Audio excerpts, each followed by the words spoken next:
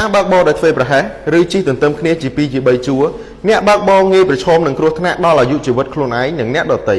ពេលមានឧបសគ្គផ្សេងៗកាត់ឡើងតាក់ដៃចង្កូតគ្នាដោយចៃដន្យជាដើមដូច្នេះដើម្បីសុវត្ថិភាពគ្រប់អ្នកបើកបរត្រូវមានស្មារតីប្រុងប្រយ័ត្នខ្ពស់ត្រូវបើកបរក្នុងគន្លងផ្លូវរបស់ខ្លួននិងប្រកាន់ស្ដាំជានិច្ចមើលទៅមុខឲ្យឆ្ងាយដើម្បីដឹងពីស្ថានភាពផ្លូវឬឧបសគ្គនានានៅលើដងផ្លូវនិងមិនត្រូវជិះទន្ទឹមគ្នាជា2ជា3ជួរឡើយសូមចូលរួមគោរពច្បាប់ចរាចរណ៍ទាំងអស់គ្នាដើម្បីបញ្ជាអំពីគ្រោះថ្នាក់ដែលកើតមានឡើងជាយថាហេតុបំណងល្អពីហាងលក់ម៉ូតូ Honda សេងហួតពួកសូមអរគុណ